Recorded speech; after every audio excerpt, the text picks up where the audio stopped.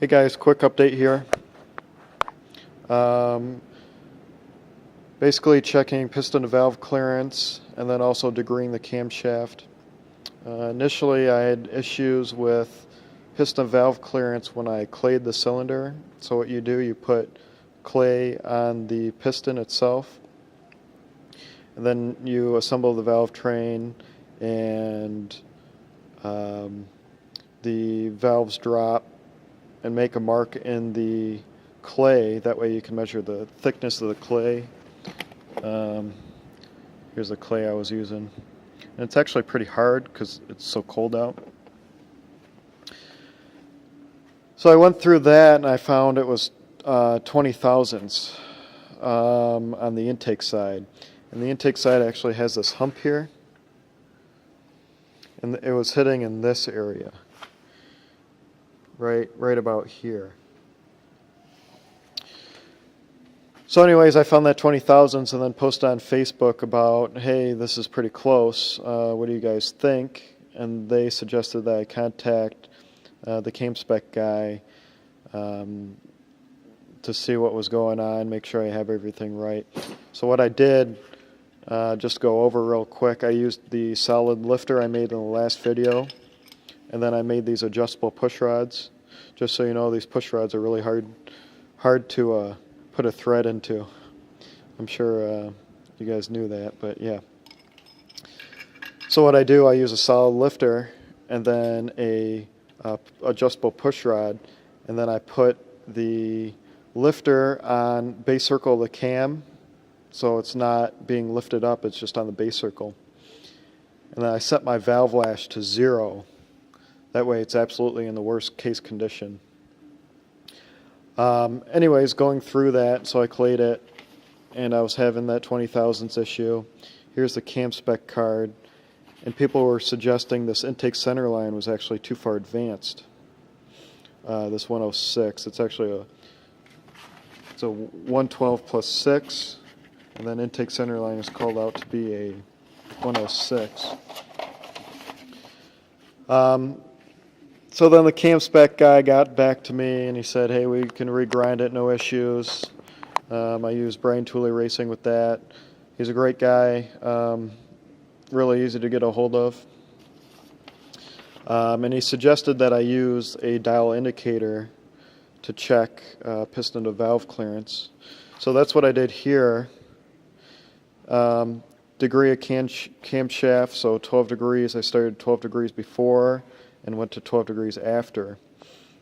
And then what I did was I didn't have a rocker on, and I have lightweight springs on right now. So those are the badass springs, and then these are just the lightweight springs I can pretty much just push down with my hand.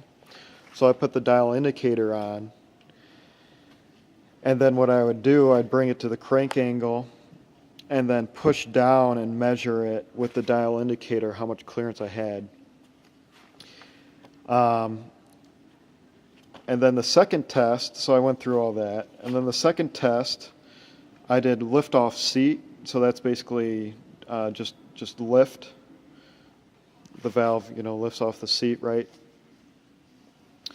So that's what that second column is. So you can see it goes down, so 58, 60, 66, so as the cam lobe comes up, the intake valve drops down and gets close to the piston. Well, then I was noticing, hey, I'm getting really close here. 121, 115. Got to remember, this side is my overall clearance. This side is my lift at the rocker.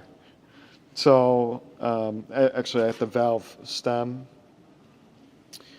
So it gets down, and then I get to, when both of them are equal, that means basically there's no clearance in between the intake valve and the piston top.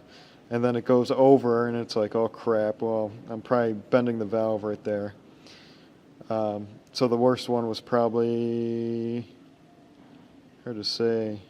I didn't want to go any further after I saw that. I'm like, oh my gosh. So 4 thousandths, whatever. So I could be bending the head of the valve. Hopefully I didn't, hopefully it just went in the elastic region. so it kind of sprung back.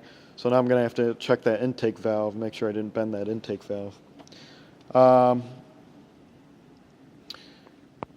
then measured piston to valve clearance. So this column, now I'm going to make an Excel spreadsheet and explain all this. But this column, what I did, I actually, every crank angle, so I came up, you know, that 12 degrees, every crank angle I came up and I pressed a screwdriver. I went just like this, if I can find the screwdriver, right here. Okay.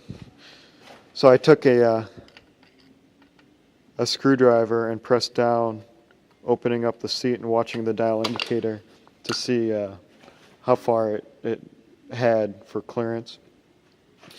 And he suggested, hey, make sure you know you're at 0 lash. So I just wanted to show you that here, confirm that I am at 0 lash. So I bring this to 0, get a good shot of that. So we're at 0 there. Now the rocker's loose and the valve is fully extended. Now I'm just going to bring it down. I'm sorry, maybe we were off. Okay, so the rocker's loose now. Bring the indicator in, zeroing out the indicator. Now this should still read 0. Yeah, we're right at 0. So that proves that I am at 0 lash. And we're all good. So I guess going on further along, I don't want to make this video too long here, but this camshaft is not correct for this motor. The lift is either too large or the intake advance is too far. And hopefully Brian can help me out getting a new camshaft in this thing. Okay, thanks everyone.